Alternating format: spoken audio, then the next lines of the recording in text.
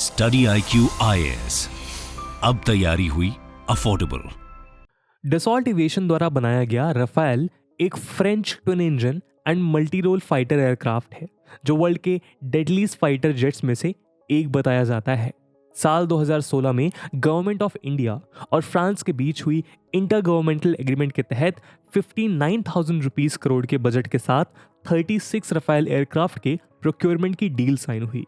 Sukhoi jets के बाद ये इंडिया की पहली मेजर फाइटर प्लेन्स एक्विजिशन है। दोस्तों, राफेल एयरक्राफ्ट्स का आना आईएएफ के लिए एक गेम चेंजर साबित हो सकता है।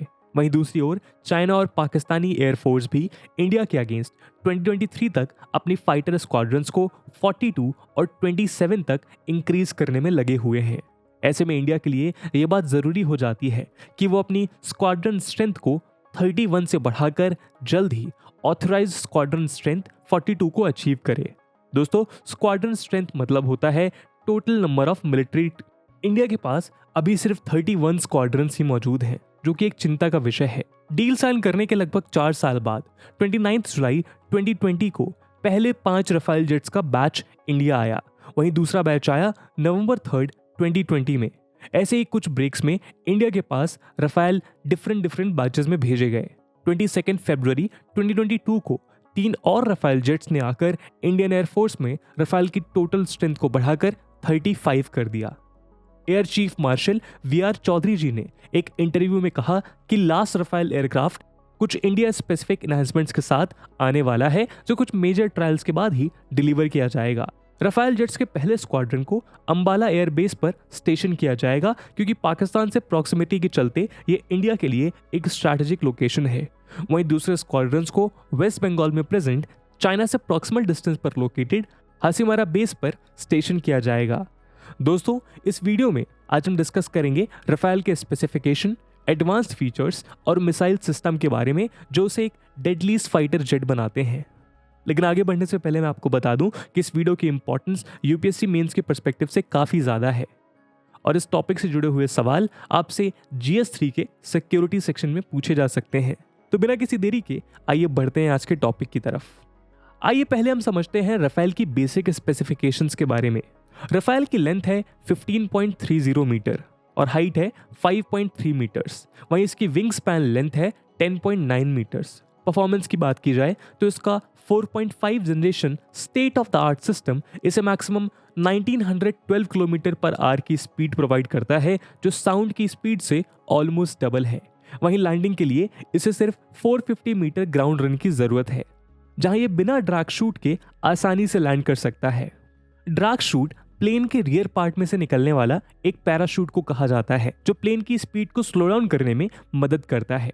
राफेल का टोटल वेट है 10 टन्स और टेक ऑफ के वक्त यही वेट 24.5 टन भी पहुंच जाता है। इसकी फ्यूलिंग कैपेसिटी इंटरनली और एक्सटर्नली डिवाइडेड है, जहां इंटरनल कैपेसिटी 4.7 टन्स है, वहीं एक्सटर्नल कैपेसिटी 6.7 टन्स है।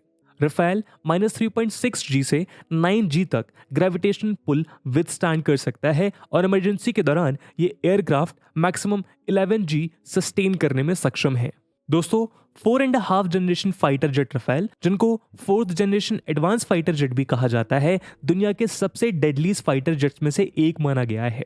कई बारीकियों को ध्यान में रखते हुए इंडियन एयरफोर्स ने इस फाइटर जेट को अपने स्क्वाड्रन में शामिल किया है। आइए अब डिस्कस करते हैं राफेल के मिसाइल सिस्टम और वेपन कैरिंग कैपेसिटी को। दोस्तों, आपको इंटरप्ट करने के लिए माफी, पर ये कोई ऐड नहीं है।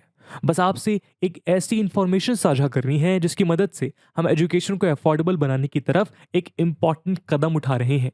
स्टडी IQ ने अपना UPSC pre plus mains live foundation batch start किया है, जिसमें आपको सारा का सारा कंटेंट लाइव दिया जाएगा। 900+ आवर्स का live content, 1-to-1 mentorship, current affairs programmes, prelims के practice questions, mains answer writing practice और भी बहुत कुछ, मात्र 18,999 के डिस्काउंटेड प्राइस पर, अगर आप AG live coupon code use करते हैं। और दोस्तों, साथ ही साथ optional subjects, PSIR and geography के भी बैचेस स्टार्ट होने वाले हैं, जिन्हें आप 12,499 के डिस्काउंटेड प्राइस पर अवेल कर सकते हैं अगर आप AG live coupon code use करते हैं।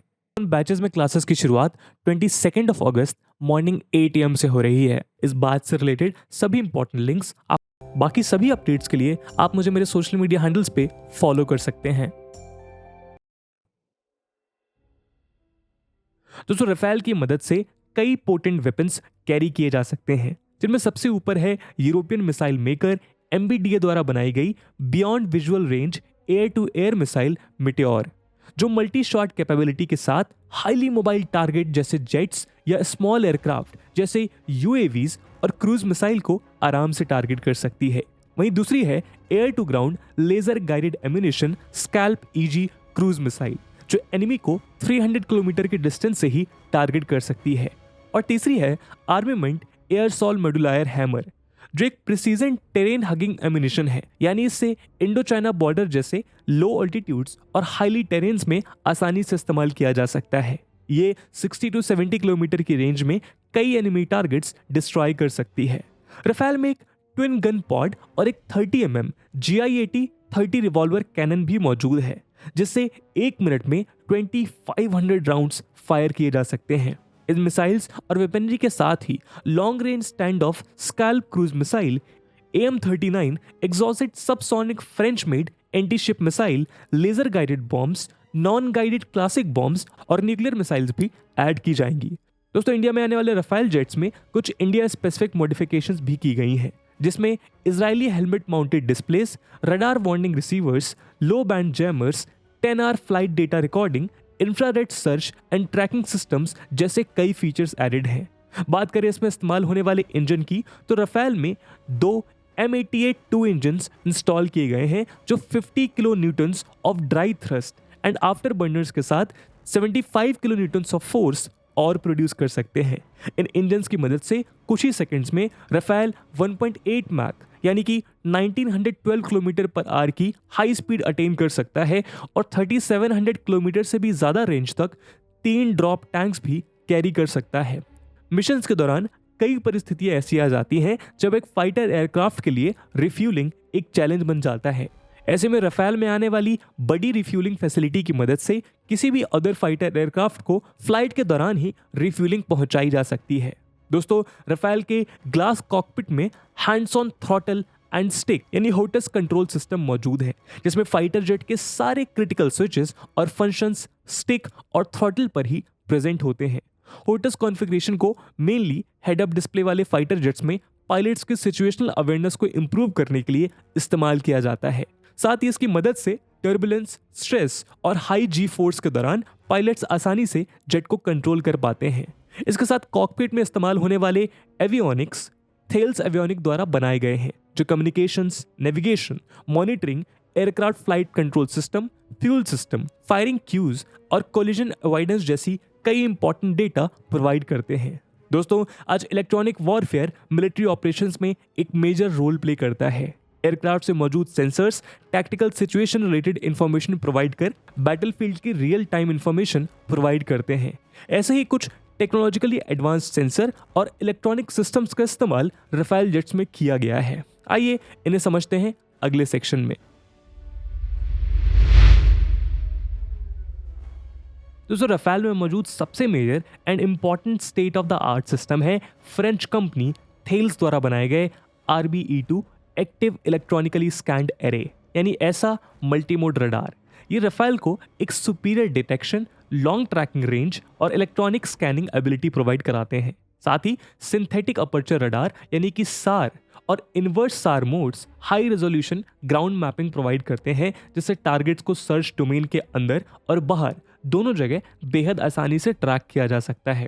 और आपको जानकर हैरानी होगी कि ब्लाइंड कंडीशंस और अनचार्टेड टेरेन में ये रडार जेट को लो ऑल्टीट्यूड पर ऑटो पायलट कपल्ड मोड पर भी उड़ा सकता है, जहां मैकेनिकली स्कैन्ड अरे रडार्स सिर्फ सर्च एरिया में मौजूद टारगेट को ट्रैक कर पाते हैं। वहीं AESA रडार टारगेट को स्कैन करते हुए साइमल्टेनियसली सर्च एरिया भी एक्सपैंड करते हैं।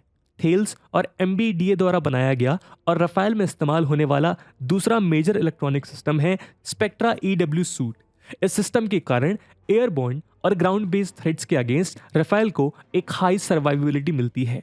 यहाँ स्पेक्ट्रा का मतलब है self protection equipment to counter threats for Rafale aircraft. इस सूट की मदद से इंफ्रारेड, इलेक्ट्रोमैग्नेटिक और लेजर थ्रेट्स को काफी लॉन्ग रेंज से डिटेक्ट, आइडेंटिफाई और एक्यूरेटली लोकलाइज किया जा सकता है।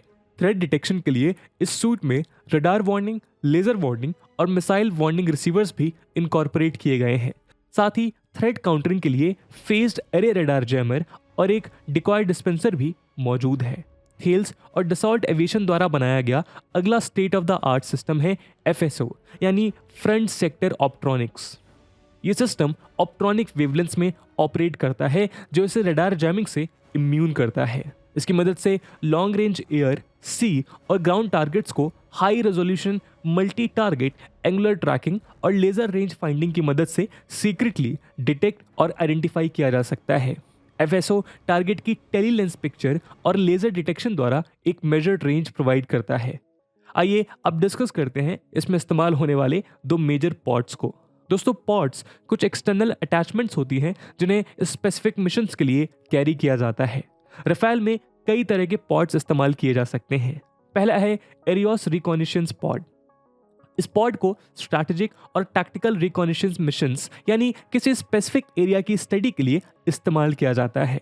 ये एक ऑल वेदर डे और नाइट इक्विपमेंट है जिसे वाइड रेंज ऑफ ऑल्टीट्यूड और स्पीड पर यूज किया जा सकता है। साथ ही ये डेटा लिंक से भी कनेक्टेड है जिसे हम आगे डिस्कस करेंगे। डेटा लिंक की मदद से ये वॉर रूम्स तक real time high resolution images provide करता है। Targeting long range identification optronic system Talios एक revolutionary network centric AI driven tracking, targeting और एंगेजमेंट सिस्टम है। ये इंटेलिजेंस गैदरिंग से लेकर वेपन डिलीवरी तक सारी क्रिटिकल डिसीजन चेन्स मैनेज करता है। इसे deep strike with long range missile, bombs, air to air target identification और क्लोज एयर सपोर्ट के लिए भी इस्तेमाल किया जाता है।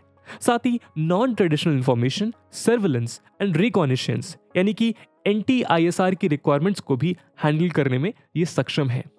आइए अब डिस्कस करते हैं नेटवर्क सेंट्रिक ऑपरेशंस में इस्तेमाल होने वाले लिंक 16 डेटा लिंक के बारे में। दोस्तों, लिंक 16 एक नेटवर्क सेंट्रिक ऑपरेशंस में इस्तेमाल होने वाला मिलिट्री नेटवर्क है। इस नेटवर्क को मेनली नेटो नेशंस द्वारा इस्तेमाल किया जाता है। ये शिप्स और ग्राउंड फोर्सेस के बीच near real time tactical situation data provide कराता है। इस लिंक पर 1 Mbps की स्पीड से टेक्स्ट मैसेजेस, इमेजरी डेटा और डिजिटल वॉइस मैसेजेस फैसिलिटेट किए जाते हैं।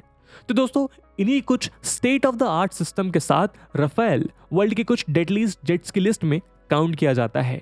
कंट्री की डिमांड के हिसाब से डसॉल्ट एविएशन रफेल के कई सारे वेरिएंट्स बना चुका है, जिसमें से कुछ हैं Rafale A, Rafale D, Rafale B F3R, Rafale C F3R, Rafale M F3R और इंडिया स्पेसिफिक वेरिएंट्स का नाम है रफेल DH, जिसमें 2 सीटर कैपेसिटी एडेड है, और रफेल EH जो सिंगल सीटर कैपेसिटी के साथ आता है।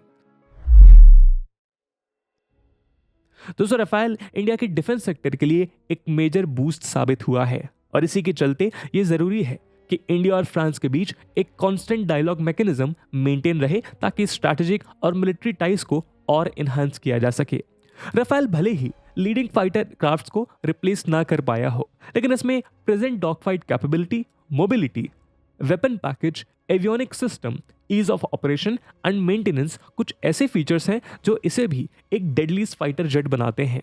पर इंडियन एयरफोर्स में रफेल की प्रोक्योरमेंट जर्नी इंडियन पॉलिटिक्स के कई एस्पेक्ट्स सामने लेकर आती है। रफेल से जुड़ी कंट्रोवर्सीज पर स्टडी IQ ने कई एनालिसिस पेश किए हैं जिन्हें आप आई बटन पर क्लिक करके देख सकते हैं। तो इसी के साथ एंड करते हैं आज के एनालिसिस को।